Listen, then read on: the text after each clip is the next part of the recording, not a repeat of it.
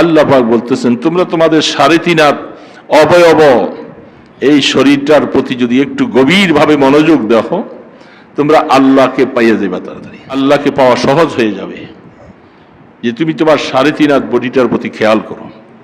আমি কিভাবে তোমাকে বানিয়েছি, তোমার অঙ্গগুলি কিভাবে সেটিং করেছি। ওয়ালাকাদ খালাকনাকুম আতওয়ারা, তোমাদেরকে আল্লাহ পাক বিভিন্ন অবস্থায়, বিভিন্ন সময়, বিভিন্ন স্থান রূপান্তরিত করে করে আমি তোমাদেরকে বানাইছি। তারপরে সেখান থেকে আইসা তোমরা এত সুন্দর একটা মানুষের দেহ বিশিষ্ট হলা। একদিনে নয়, 2 দিনে নয়, কতদিন পরে আস্তে আস্তে আস্তে আস্তে আমরা কত অক্ষম ছিলাম। একটা জানোয়ার থেকেও আমরা বেশি অক্ষম। একটা মুরগির বাচ্চা সে ফুটার পরে দেখি একটু তার মায়ের সাথে টকটক করে হাঁটে। একটা হাঁসের বাচ্চা সে জন্ম হয়েই সে পানিতে ভাসে। একটা গরুর বাচ্চা সে জন্ম হওয়ার কিছুক্ষণ পরে সে আস্তে আস্তে দাঁড়াইয়া মায়ের স্তনের দিকে মুখ লাগায়। আর আমি কত অসহায়, পৃথিবীতে সৃষ্টি হওয়ার পরে কি অবস্থা আমার। জানোয়ারদের থেকেও তো আরো বেশি আমরা দুর্বল। খলেকাল ইনসানু দাইফা, আল্লাহ পাক বলে, ইনসান আমি তোমাদেরকে খুব কমজোর করে বানাইছি, খুব দুর্বল করে বানিয়েছি। এই দুর্বল মানুষটা আবার কত সবল হয়ে যায়। সমস্ত মখলুক তোমার খেদমতের জন্য পাগল হয়ে যায়। তুমি খুব দুর্বল ছিলা, তুমি দুর্বলকে আমি আবার সবল করলাম। এগুলার পিছনে কি তুমি একটু চিন্তা করো না যে খালিক বলে, স্রষ্টা বলে যে একজন আছে। এই জন্য জাহের আর বাতেন, বাহ্যিক আর ভিতর, দুইটা বুঝতে হবে। যেমন কিছু ইবাদত বন্দিগির জাহির আছে, বাতিন আছে। নামাজের একটা জাহিরি অবস্থা আছে, এটা হাকিকতে নামাজ না, এটা নামাজের একটা কায়া। এই যে আমরা দাঁড়ালাম, ইমাম সাহেবের পিছনে হাত তুললাম, সেজদা দিলাম, রুকু তাসবিহ করলাম, এটা নামাজের হাকিকত না।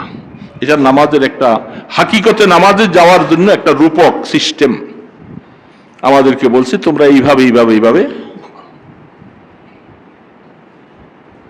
এই জন্য আল্লাহ পাক কোরআনে বলছে, আকিমুস সালাহ, তোমরা নামাজ আদায় করো, কায়েম করো। কিভাবে আদায় করবো তার ব্যাখ্যা কোরআনে কোথায়ও নেই।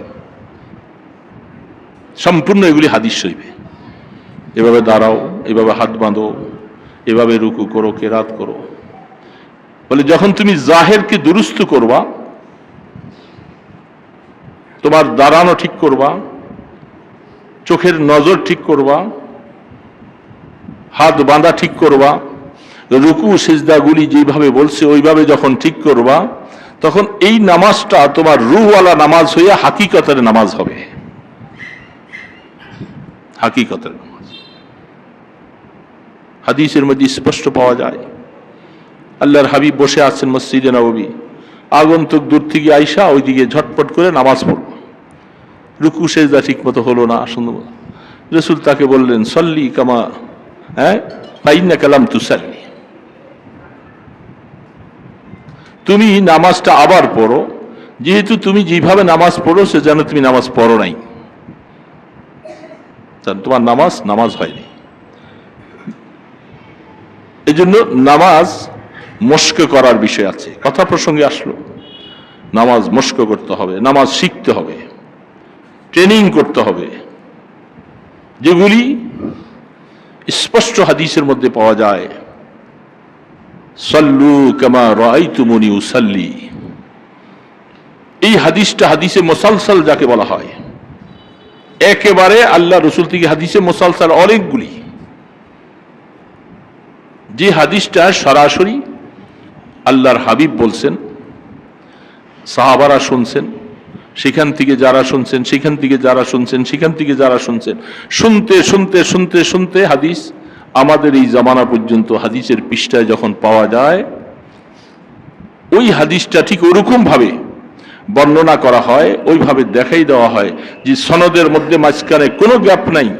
হাদিসে মুসালসাল যাকে বলা হচ্ছে। তাহলে এই নামাজটা একটা রূহওয়ালা নামাজ আছে আর একটা বাহ্যিক নামাজ আছে। যেহেতু প্রত্যেকটা জিনিসের জাহের আর বাতেন আছে, ভিতর আর বাহির আছে, আমার নামাজেরও ভিতর বাহির আছে।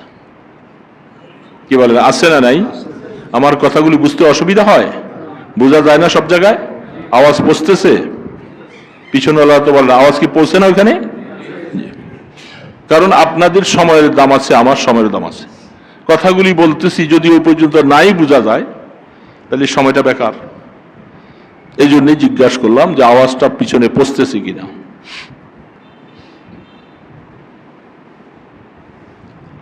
নামাজ কিভাবে পড়তে হবে রাসূল নিজে দেখাই দিয়েছেন।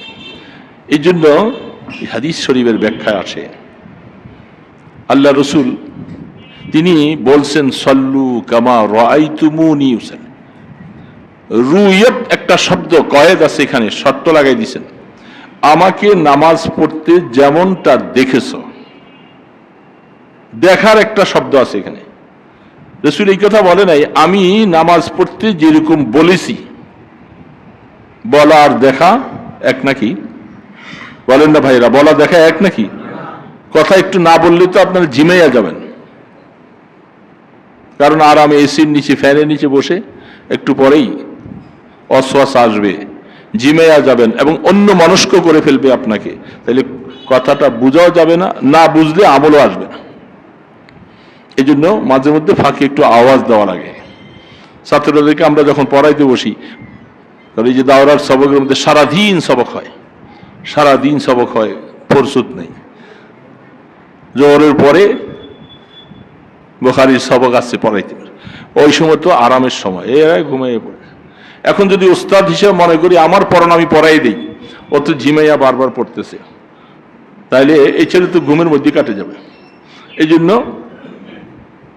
মাঝে মধ্যে একটু খুশতবি করে দুই একটা কথাবার্তা বলে তাদের জেহেনকে ওইদিকে আকৃষ্ট করা যায়, তাহলে তার ঘুমটা ভাঙবে। কথা বলতেই আসি শ্রোতা ঘুমাই আসে না, এটা তো ঠিক হলো না। আমাদের ওস্তাদদেরকে আমরা দেখেছি এবার মাঝে মধ্যে সবকের মধ্যে দুই একটা পড়ার ফাঁকি দিয়ে দুই একটা মজার কথা দিয়ে একটা বলতেন, যেটা আল্লাহ রসুলের সুন্নাত। রসুল নিজেও এরকম করতেন।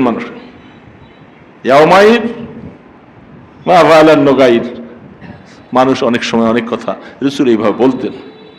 ওই রসুল বলতেছে বিদ্যা মহিলা, বিদ্যা জান্নাতে যাবে না। মহিলা তো কানতে কানতে হয়রান হয়ে গেছে। হ্যাঁ হ্যাঁ, রসুল বলছেন বিদ্যা মানুষ জান্নাতে যাবে না। কি করব? ফ্যানটা বন্ধ করে দেন, কানে বাতাস লাগে। হ্যাঁ, কানতেছে। কেন কানতেছে? আপনার কথা শুনে। আরে বিদ্যা জান্নাতে যাবে না তো বলছি, কথা ঠিক। বিদ্যা অবস্থায়, বৃদ্ধ অবস্থায় কেউ জান্নাতে যাবে না। প্রত্যেকটা জান্নাতওয়ালা নারী পুরুষ 33 বছর বয়সের হবে। এই বুড়ারা কেউ বুড়া থাকবে না, সবার বয়স কত বছর? আবাদুল আবাদ জিন্দিগির জন্য crore crore crore crore million million trillion trillion বছর চলতে থাকবে, কোনোদিন আর 34 বছর হবে না। যে 33 বছরে ইন করলেন ওই, কারণ সেখানে চন্দ্র নাই, সূর্য নাই। দিনের বৎসরের পরিবর্তন হয়তো চন্দ্র সূর্যের কারণে। সেদিন চন্দ্র আর সূর্য বলেন না থাকবে না, হাদিসের মধ্যে স্পষ্ট আছে। তো যাই হোক, সেগুলি আরেক কথা, অন্যদিকে চলে গেলে এগুলি কথার সূত্র চলে যাবে। তো যেহেতু চন্দ্র সূর্য থাকবে না, তাহলে দিন নেই রাত্রি নেই, কিছু নেই, সব একই হালাত। এটা আল্লাহর জন্য সম্ভব না অসম্ভব? এই বিদ্যা এখন হাসি আসছে যে জান্নাতে বিদ্যারা যাবে না। হায় হায়, এই জন্য মাঝে মধ্যে দুই একটা খুশতবি কথা বলা এটা দরকার হয়, মানুষকে ওই দিকে আকর্ষিত করার জন্য। মাকসাদ যেহেতু কথা শোনা, আর শোনার পরে না শুনলে আমল করা যাবে না। আমল কিভাবে করব? তো বলতেছিলাম আল্লাহ রসুল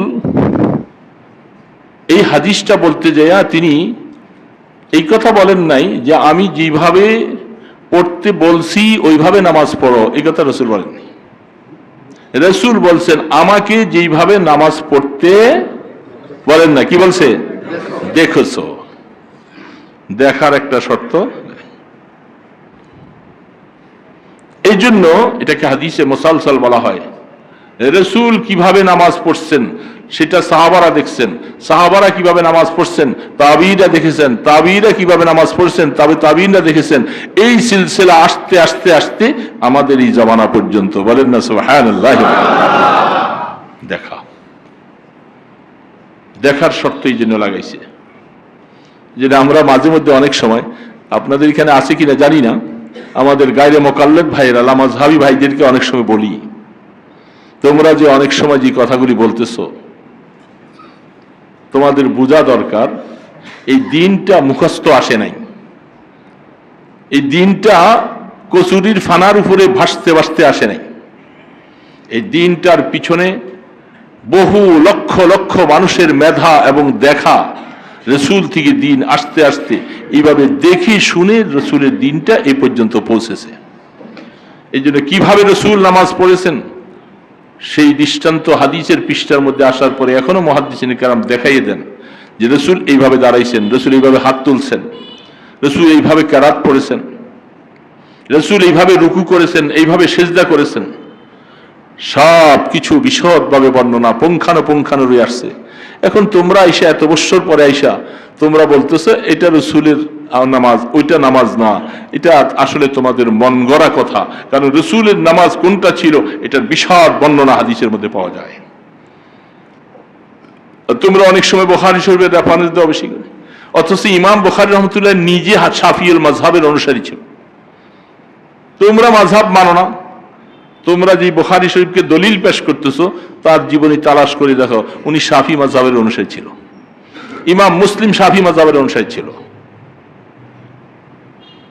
ওনারা মাযহাব অনুসরণ করছে, এটা বিশাল আলোচনার বিষয়। 2-1 ঘন্টা আলোচনা করলে এর উপরে আলোচনা আসবে না। যে মোকাল্লেদ ভাইরা, গায়রে মোকাল্লেদ ভাইয়েরা, যারা আমাদের ভাইয়েরা এখন লামাযহাবি দাবি করে, তারা মাযহাব মানে না। ইমাম শাফির মতো মানুষ, আপনার বলতেছিলাম ওনাদের মতো মানুষ, ইমাম বুখারীর মতো মানুষ, মুসলিম শরীফের মতো মানুষ, ওনারা যদি মাযহাব মানা জরুরি মনে করে, ওনারা নিজেরাই একটা মাযহাবের অনুসারী, তাহলে আপনি আর আমি যারা একটা আলিফ লিখলে সামনের দিক কোনটা পিছনের দিক কোনটা চিনতে পারবো না, আমরা বলি যে মাযহাব লাগবে না। এটা সম্পূর্ণ একটা ধোঁকাবাজি কথা। মাযহাব জরুরি আমাদের জন্য মানা। অথচ যারা আইম্মায়ে আরবা ছিল, যারা ইমাম ছিলেন, তারা পর্যন্ত বলতেন যে তোমরা আমাদেরকে অনুসরণ করো না, কারণ আমরাই আমাদের হালাতের উপরে জীবনে কত কাজ করেছি, এর মধ্যে কত ভ্রান্ত ভুল হয়ে গেছে, নিজেরাও এখন পর্যন্ত নিজকে সঠিক মানতে পারি না। এই জন্য তোমরা আমাদের মাযহাব অনুসরণ করো না, তোমরা সঠিকভাবে বুঝতে পারবে না। আমাদের মনে চায় ওনারা মুজতাহিদে মুকাল্লাম, ওনারা সরাসরি মুজতাহিদ, ওনারা পর্যন্ত বলেন, কিন্তু সমস্ত জাতি ওনাদেরকে ইমাম বানিয়ে দিয়েছেন। আর আমি আর আপনি বলতেছি মাযহাব লাগবে না, ইমাম লাগবে না। ওনাদের বড় বড় যে আল্লামা ইবনে তাইমিয়ার জীবনী তালাশ করে দেখেন, উনি নিজেও মাযহাব অনুসরণ করেছেন। এই জন্য আল্লাহ পাক বলে না, তাদের আসলে প্রত্যেকটা মানুষের একটা চোখের দৃষ্টি বাহিরে আছে, একটা ভিতরে আছে। শ্রবণ করার মতো একটা শক্তি বাহিরে দিয়ে রাখছেন, আর একটা ভিতরে রাখছেন। বুঝবার মতো একটা অন্তঃকরণ মানুষকে ভিতরে দিয়ে রাখছে। এই জন্য ভিতর নষ্ট হয়ে গেলে বাহিরে নষ্ট হয়ে যায়। তো প্রত্যেকটা জিনিসের মধ্যে 2টা জিনিস থাকে, একটা ভিতর একটা বাহিরে। মাকসাদ দোনোটাই হয়। ভিতরটা পাওয়ার জন্য বাহিরটাকেও যত্ন করা হয়। কি বলে করে না? কোনো মানুষের আমের চিলকা খাওয়া মাকসাদ না, কিন্তু এটাকে কত যত্ন করে, কারণ এটা যত্ন না করলে ভিতরটা পাওয়া যাবে না। এই জন্য ভিতর মাকসাদ হলে বাহিরকেও হেফাজত করতে হয়, সংরক্ষণ করতে হয়। আল্লাহু আকবার। আল্লাহ সুবহানাহু ওয়া তাআলা আমাকে আপনাকেও এরকম ভিতর আর বাহির দিয়ে বানাইছেন। অরিজিনাল সবকিছু ভিতরে, উপর দিয়ে একটা লেবেল বানাই দিয়েছেন। লেবেলটাকেও সহিভাবে রাখা দরকার, এটা না হলে ভিতরে গিয়ে এফেক্ট করবে, হিট করবে, আঘাত করবে, সেই জিনিস নষ্ট হয়ে যাবে। এর জন্য বাহিরের অংশগুলাকেও সযত্নে রাখা লাগে। প্রত্যেকটা জিনিসের ঠিক এরকম একটা হাকিকত, একটা মাজাজ, একটা বাস্তব আর একটা অবাস্তব দেখা যায়। এটা বাহিরে যা দেখছি এটা আসল মানুষ না, এটা মানুষের একটা কায়া। আসল মানুষ যেটা, এটা দেখা যায় না, দেখা যায় না। এই জন্য আল্লাহ পাক কোরআন শরীফে বলছেন, লাহুম কুলুবুন লা ইয়াফকাহুনা বিহা ওয়া লাহুম আ'য়ুনুন লা ইউবসিরুনা বিহা ওয়া লাহুম আযানুন লা ইউবসিরুনা ওয়া লাহুম আযানুন লা ইয়াসমাউনা বিহা উলাইকা কাল আনআম বাল হুম আদাল উলাইকা হুমুল গাফিলুন। আল্লাহ সুবহানাহু ওয়া তাআলা এই কথাগুলোকে ইশারা করেছেন। কাফের, মুশরিক, খ্রিস্টান, বৌদ্ধ, বিভিন্ন জাতি মানুষ, তারা বাহ্যিকের অবস্থাটাকে বেশি গুরুত্ব দিয়েছে। এই জন্য আল্লাহ পাক বলে না, তাদের আসলে প্রত্যেকটা মানুষের একটা চোখের দৃষ্টি বাহিরে আছে, একটা ভিতরে আছে। শ্রবণ করার মতো একটা শক্তি বাহিরে দিয়ে রাখছেন, আর একটা ভিতরে রাখছেন। বুঝবার মতো একটা অন্তঃকরণ মানুষকে ভিতরে দিয়ে রাখছে। এই জন্য ভিতর নষ্ট হয়ে গেলে বাহিরে নষ্ট হয়ে যায়। ভিতর যদি ঠিক না থাকে, বাহিরে কার্যকরী ক্ষমতা নষ্ট হয়ে যায়। এই চক্ষু আগে উপরেরটা নষ্ট হয় দেখা যাচ্ছে, আসলে ভিতর নষ্ট হয়ে যায়। যখন ভিতর নষ্ট হয়ে যায় তখন বাহিরে চক্ষু আর দেখে না। আল্লাহ সুবহানাহু ওয়া তাআলা বলছেন, ওই সমস্ত মানুষের বাহিরে সবকিছুই দেখা যায় ঠিক, ওদের চক্ষু আছে, কান আছে, কথা বলার শক্তি আছে, আসলে ভিতরের অংশটা তাদের খারাপ।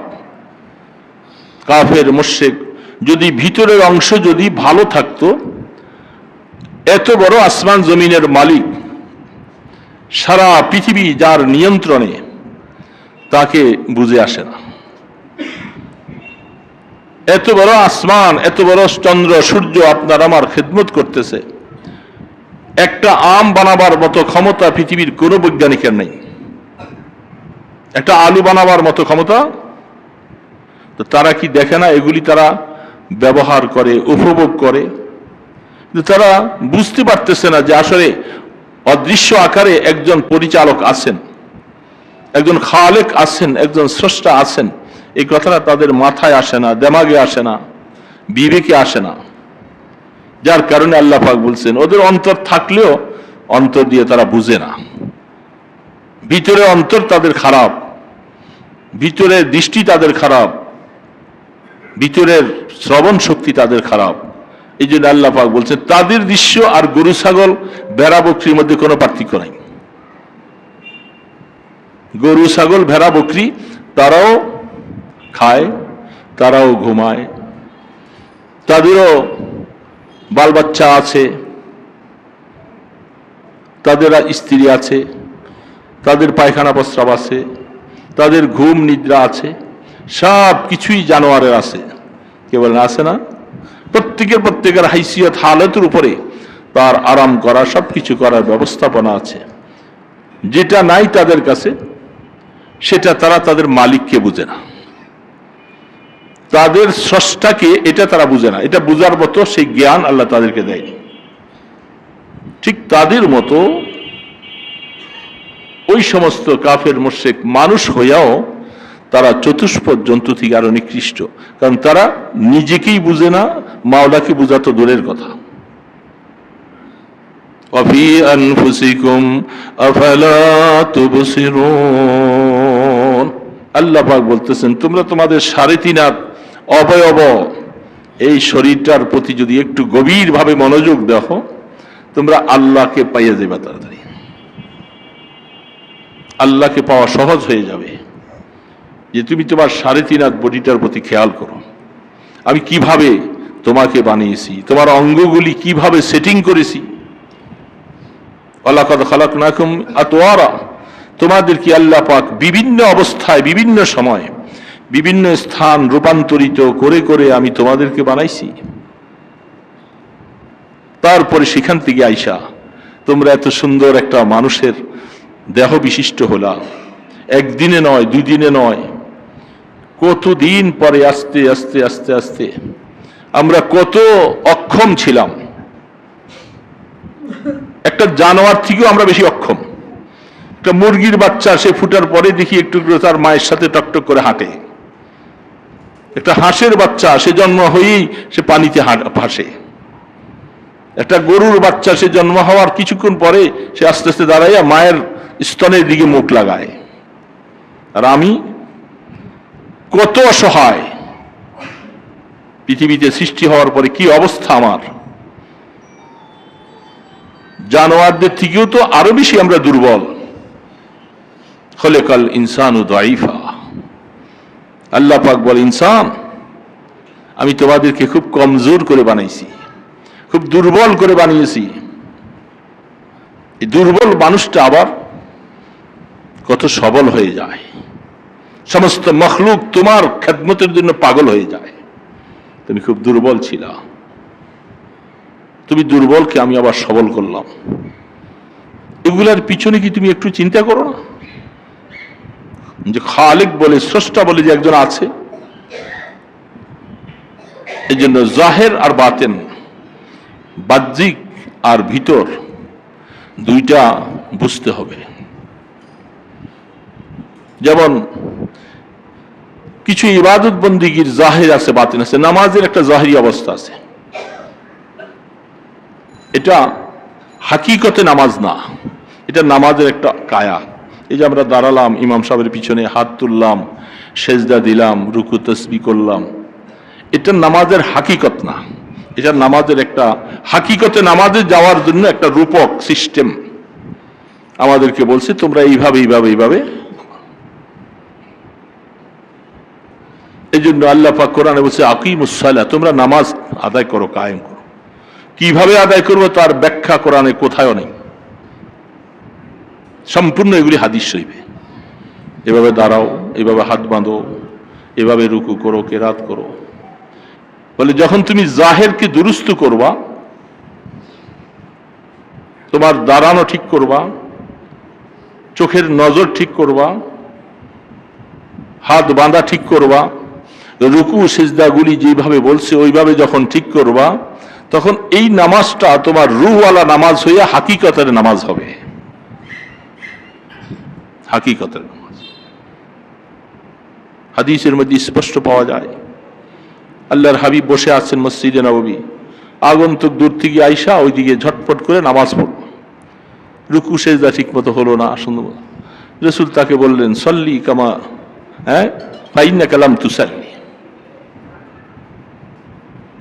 তুমি নামাজটা আবার পড়ো, যেহেতু তুমি যেভাবে নামাজ পড়ো সে যেন তুমি নামাজ পড়ো নাই, তোমার নামাজ হয়নি। এই জন্য নামাজ মস্ক করার বিষয় আছে। কথা প্রসঙ্গে আসলো, নামাজ মস্ক করতে হবে, নামাজ শিখতে হবে, ট্রেনিং করতে হবে, যেগুলি স্পষ্ট হাদিসের মধ্যে পাওয়া যায়। সাল্লু কামা রাআইতুমুনি উসাল্লি, এই হাদিসটা হাদিসে মুসালসাল যাকে বলা হয়, একেবারে আল্লাহ রসুল থেকে হাদিসে মুসালসাল অনেকগুলি। যে হাদিসটা সরাসরি আল্লাহর হাবিব বলছেন, সাহাবারা শুনছেন, সেখান থেকে যারা শুনছেন, সেখান থেকে যারা শুনছেন, সেখান থেকে যারা শুনছেন, শুনতে শুনতে শুনতে শুনতে হাদিস আমাদের এই জামানা পর্যন্ত হাদিসের পৃষ্ঠায় যখন পাওয়া যায়, ওই হাদিসটা ঠিক ওরকম ভাবে বর্ণনা করা হয়, ওইভাবে দেখাই দেওয়া হয় যে সনদের মধ্যে মাঝখানে কোনো গ্যাপ নাই। হাদিসে মুসালসাল যাকে বলা হচ্ছে। তাহলে এই নামাজটা একটা রূহওয়ালা নামাজ আছে আর একটা বাহ্যিক নামাজ আছে। যেহেতু প্রত্যেকটা জিনিসের জাহের আর বাতেন আছে, ভিতর আর বাহির আছে, আমার নামাজেরও ভিতর বাহির আছে। কি বলেন, আছে না নাই? আমার কথাগুলি বুঝতে অসুবিধা হয়? বোঝা যায় না সব জায়গায়? আওয়াজ পৌঁছতেছে? পিছনওয়ালা তো বলেন আওয়াজ কি পৌঁছে না ওইখানে? কারণ আপনাদের সময়ের দাম আছে, আমার সময়ের দাম আছে। কথাগুলি বলতেছি যদি ওই পর্যন্ত নাই বোঝা যায় তাহলে সময়টা বেকার। এই জন্যই জিজ্ঞাসা করলাম যে আওয়াজটা পিছনে পৌঁছতেছে কিনা।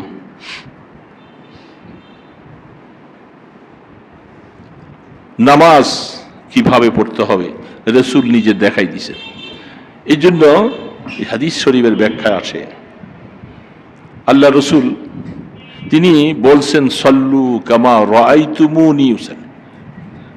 রুইয়ত একটা শব্দ কয়েদ আছে, এখানে শর্ত লাগাই দিয়েছেন, আমাকে নামাজ পড়তে যেমনটা দেখেছ। দেখার একটা শব্দ আছে এখানে। রাসূল এই কথা বলে নাই আমি নামাজ পড়তে যেরকম বলেছি। বলা আর দেখা এক নাকি? বলেন না ভাইরা, বলা দেখা এক নাকি? কথা একটু না বললে তো আপনারা ঝিমাইয়া যাবেন। কারণ আরামে এসির নিচে ফ্যানের নিচে বসে একটু পরেই অশ্বাস আসবে, ঝিমাইয়া যাবেন এবং অন্য মনস্ক করে ফেলবে আপনাকে। তাহলে কথাটা বোঝাও যাবে না, না বুঝলে আমলও আসবে না। এই জন্য মাঝে মধ্যে ফাঁকে একটু আওয়াজ দেওয়া লাগে। ছাত্রদেরকে আমরা যখন পড়াইতে বসি, এই যে দাওরার সবকের মধ্যে সারাদিন সবক হয়, সারাদিন সবক হয়, ফুরসত নেই। জোহরের পরে বুখারীর সবক আসছে পড়াইতে, ওই সময় তো আরামের সময়, এরা ঘুমাইয়ে পড়ে। এখন যদি উস্তাদ হিসেবে মনে করি আমার পড়ানো আমি পড়াই দিই, ও তো ঝিমাইয়া বারবার পড়তেছে, তাইলে এই ছেলে তো ঘুমের মধ্যে কাটে যাবে। এই জন্য মাঝে মধ্যে একটু খুশতবি করে দুই একটা কথাবার্তা বলে তাদের জেহেনকে ওইদিকে আকৃষ্ট করা যায়, তাহলে তার ঘুমটা ভাঙবে। কথা বলতেই আসি শ্রোতা ঘুমাই আসে না, এটা তো ঠিক হলো না। আমাদের ওস্তাদদেরকে আমরা দেখেছি এবার মাঝে মধ্যে সবকের মধ্যে দুই একটা পড়ার ফাঁকি দিয়ে দুই একটা মজার কথা দিয়ে একটা বলতেন, যেটা আল্লাহ রসুলের সুন্নাত। রসুল নিজেও এরকম করতেন। মানুষ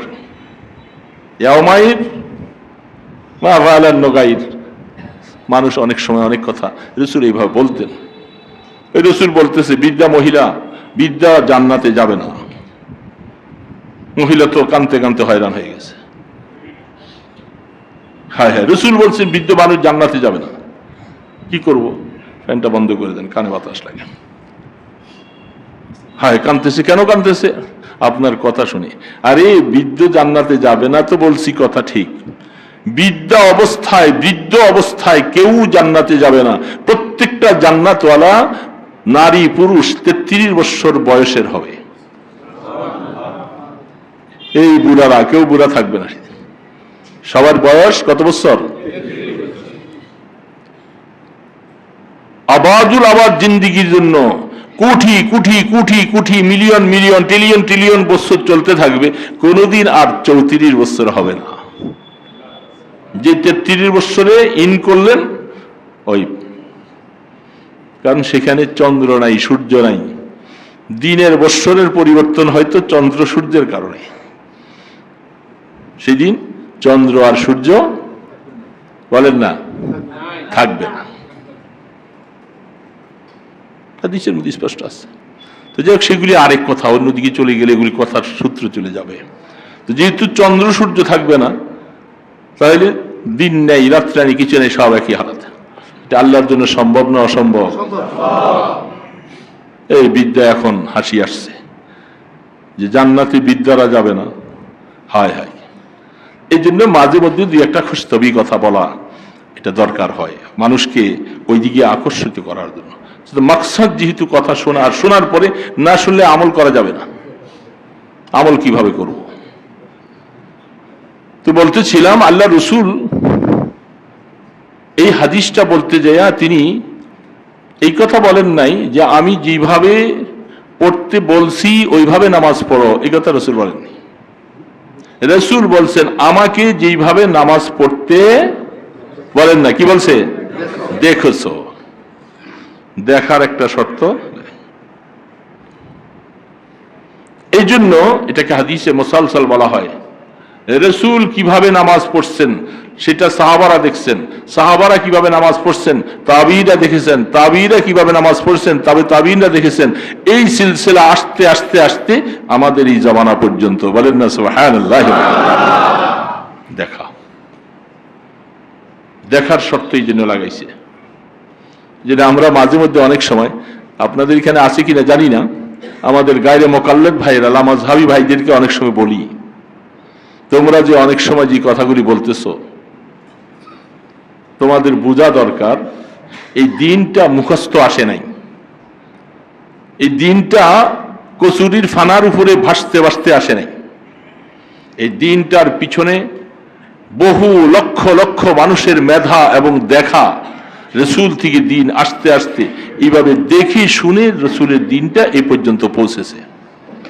এই জন্য কিভাবে রসুল নামাজ পড়েছেন সেই দৃষ্টান্ত হাদিসের পৃষ্ঠার মধ্যে আসার পরে এখনো মুহাদ্দিসিন কেরাম দেখাইয়ে দেন যে রসুল এইভাবে দাঁড়াইছেন, রসুল এইভাবে হাত তুলছেন, রসুল এইভাবে কেরাত পড়েছেন, রসুল এইভাবে রুকু করেছেন, এইভাবে সেজদা করেছেন।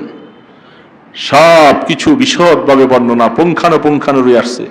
এখন তোমরা আইসা এত বছর পরে আইসা তোমরা বলতেছো এটা রসুলের নামাজ, ওইটা নামাজ না, এটা আসলে তোমাদের মন গড়া কথা, কারণ রসুলের নামাজ কোনটা ছিল এটার বিশদ বর্ণনা হাদিসের মধ্যে পাওয়া যায়। তোমরা অনেক সময় বুখারী শরীফের রেফারেন্স দাও বেশি করে, অথচ ইমাম বুখারী রাহমাতুল্লাহ নিজে শাফিঈল মাযহাবের অনুসারী ছিল।